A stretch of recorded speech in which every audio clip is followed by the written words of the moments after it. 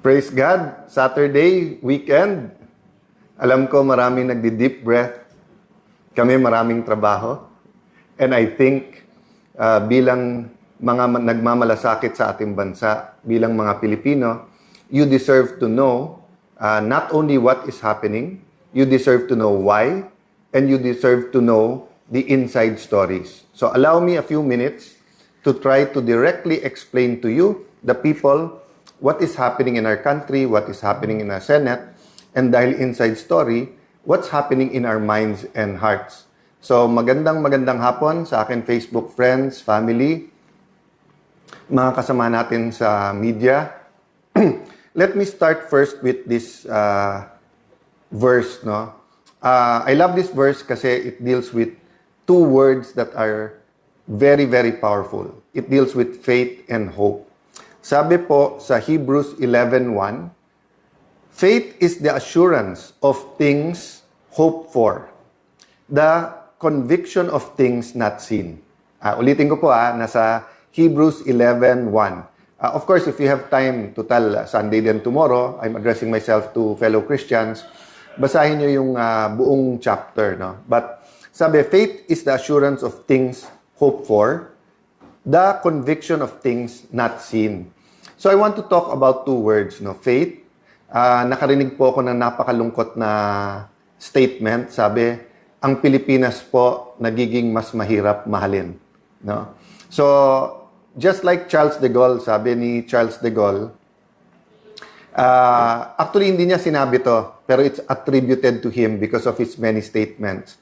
Sabi niya kasi, I love France, but he said something about the French people. Di ba? Parang madaling mahalin ang France, pero hindi madaling mahalin ang French people.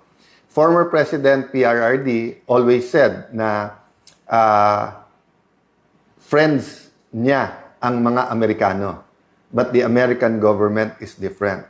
So, the way I take it, dun sa mga nagsasabing mahirap mahalin ang Pilipinas, I think hindi nagbabago, lalong lumalalim ang pag-ibig sa ating bansa, naguguluhan lang sa ating leaders at politicians. But again, there's a difference between magulo at ginugulo. At meron pong difference na maganda takbo, wag mong guluhin. And malaki po yung difference that sobra ang corruption, sobra ang poverty, sobra ang takipan, walang reform, walang change, mali yung values. You have to disrupt yan. Disrupt not in the sense na guluhin lahat, but guluhin mo yung momentum ng corruption, ng kasamaan, para nga magkaroon ng repentance, magkaroon ng restoration, magkaroon ng revival, or magkaroon ng pagbabago. So, it is my hope that a spark of hope appeared in May 11. Why?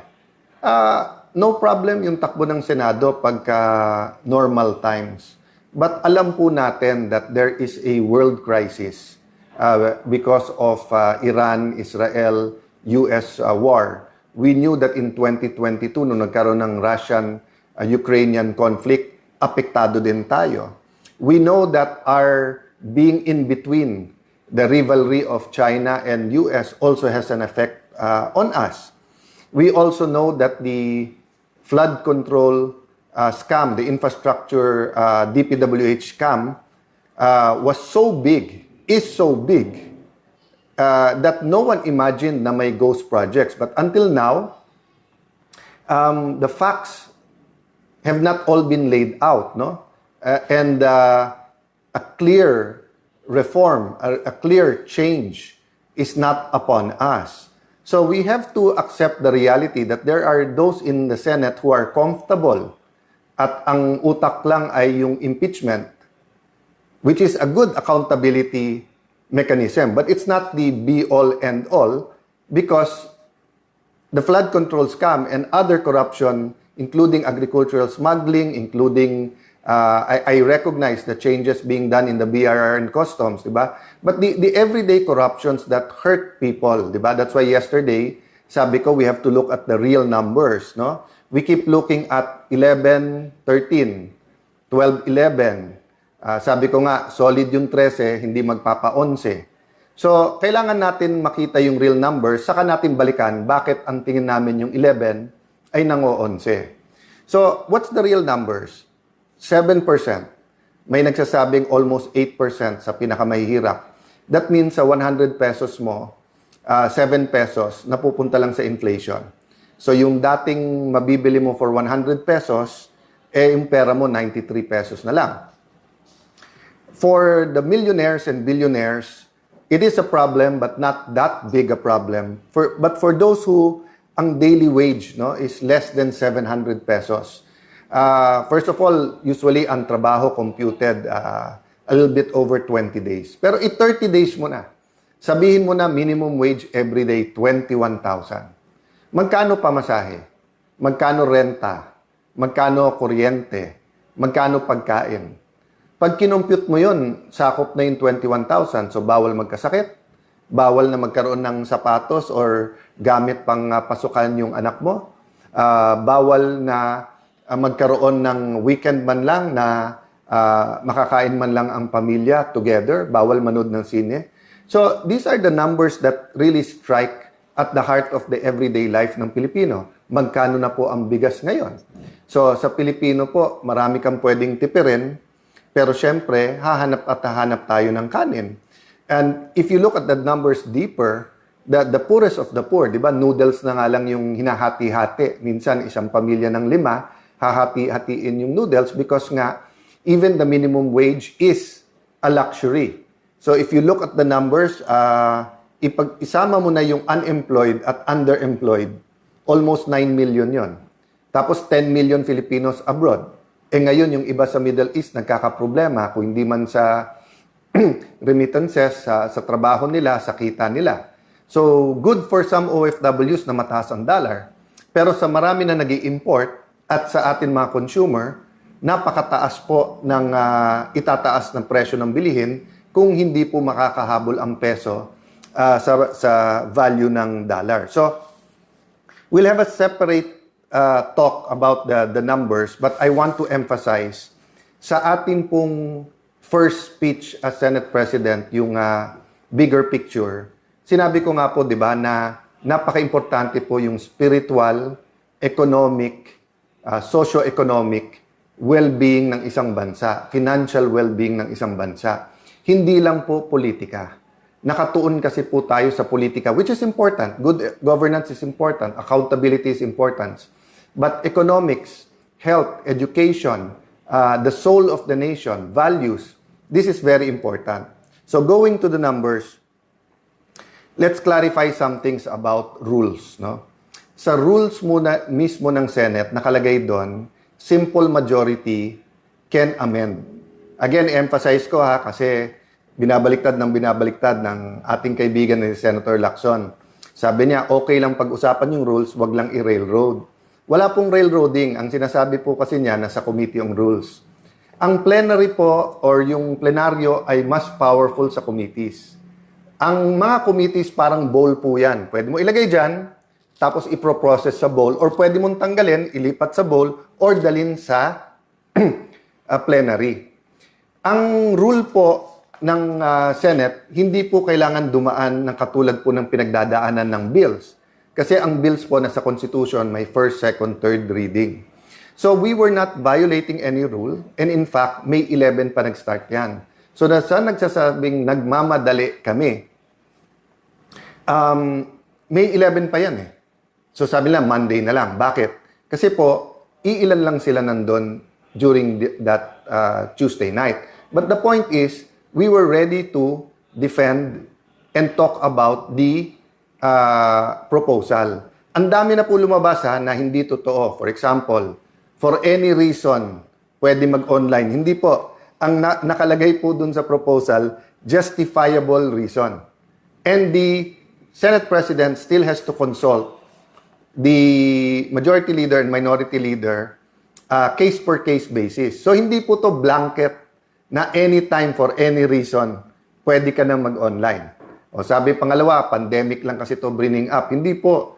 Panahon pa ni Senator Trillanes, kay Senator De Lima, bringing up na po to. Yung ibang nagkri-criticize po ngayon, tignan nyo po yung mismong sinulat nila at reasons nila. They were arguing from the point of view of representation. So representation is very important now. Why? Because it's all about control.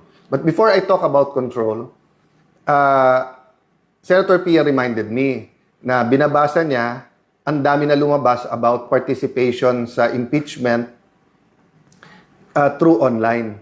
Wala pong katotohanan na yung amendment ng rule na to ay nakaugnay sa amendment sa rule sa impeachment. Bakit po?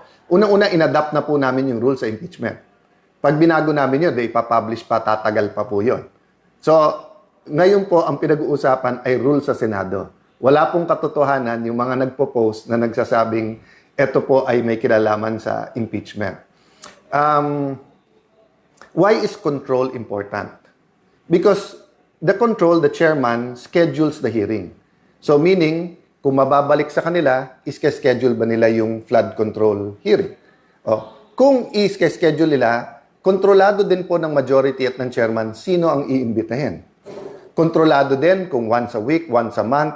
Dati po, wala naman yung partial report eh. Kaya nga, paulit-ulit ko sinasabi, ang kailangan impartial, not partial.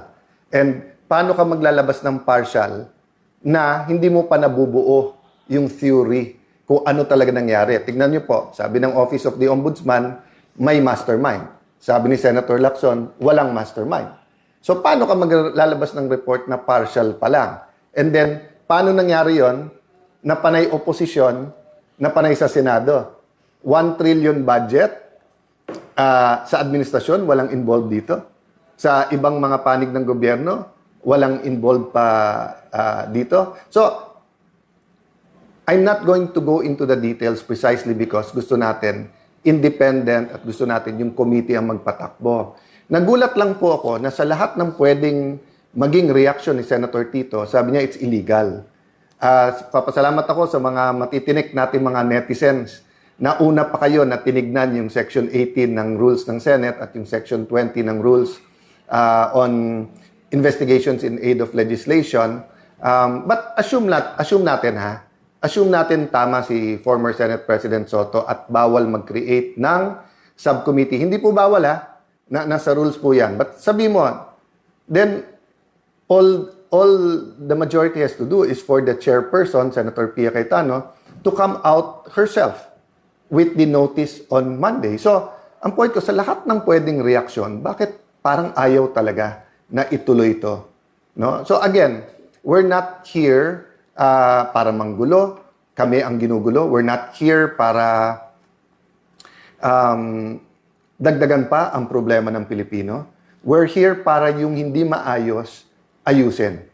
So until we have true repentance and true reforms, corruption will continue at the highest levels. I was sad because I've been saying this for 3 weeks. I've been saying independent investigation because I do believe the President is being given wrong information.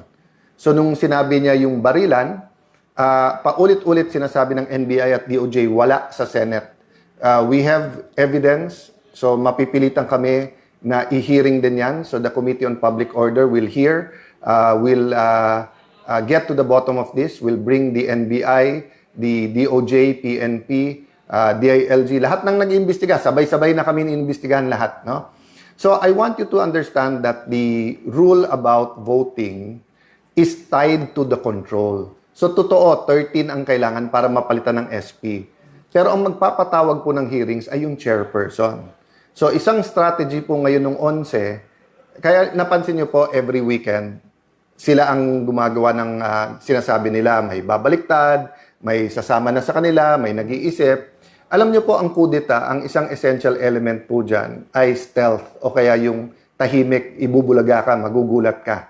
Diba? So, bakit sila maingay about it? One is to try to create distrust among the 13. Secondly is to create pressure. And number 3, bakit nila pinipredict? May huhulihin dyan, may arestuhin, ganyan. Okay.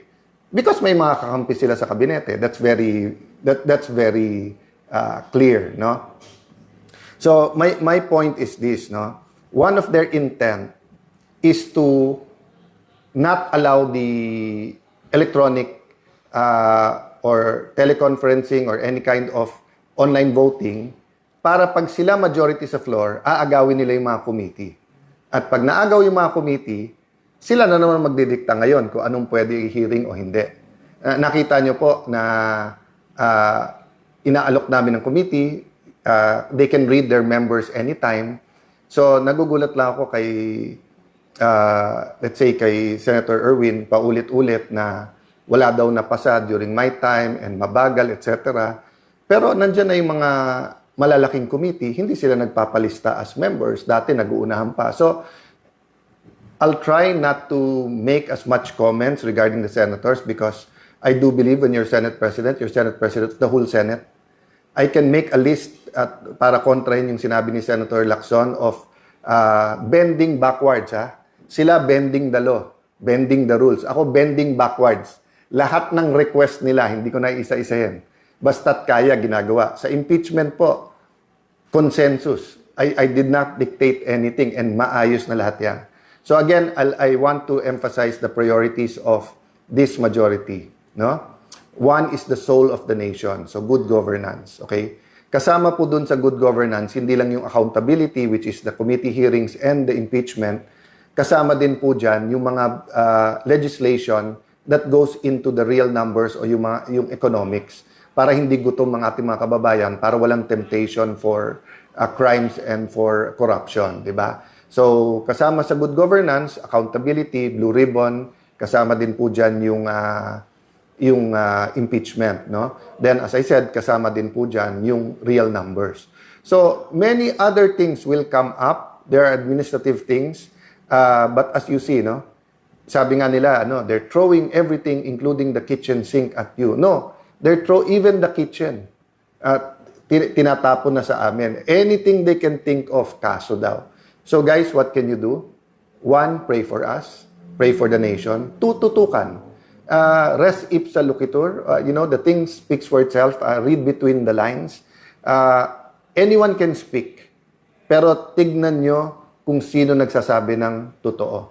So let me stop there and ask for prayers, for reflections, for insights during this weekend. Hopefully, both sides will have their numbers in full force Monday. But yun nga, tuloy kasi yung takutan at yung sinasabing maaresto na and then kung sino-sino ninename nila na babaliktad. What's happening in the Senate, lahat tayo may stake dyan. Ang ating, pati yung hindi pa botante, all Filipinos have a stake there because we all came together under different constitutions saying that check and balance and an independent legislature is good for the nation. Because in the past, pag na-concentrate ang lahat ng power sa isang opisina o tao, abuse ang nangyayari. Ngayon nga po, separate ang House at Senate, separate ang judiciary, separate po ang executive. Nagkaroon ng flood control scam. Nagkaroon ng kung ano nung smuggling. Nagkaroon ng yung problema sa BIR, di ba? In the first few years, yung kung ano-anong nabuko ng mga kalokohan. So, it's ongoing in every level of government, from the barangay until the national government. So, if power is going to be concentrated just in the executive, kawawa naman tayo. I don't think the president wants this. And I continue to extend a hand of working together professionally. But I really think he's not getting the right information. So I do hope that the senior officials in the cabinet will be able to get the right information and throw the right information. Because one, yung 11, nang-o-onset talaga, hindi nagbibigay ng tamang informasyon, then there are forces, spiritual and physical forces in this nation that wants to keep us poor, that wants to corrupt, that wants to take out hope. So where I started, that's where I'll end. Don't lose faith, mga kababayan. Have faith. Don't lose hope, mga kababayan. So Christians, Muslim, anuman ang ating paniniwala, keep praying. Malaki ang pag-asa ng ating bansa. But we have to get things done. Good afternoon. God bless you all.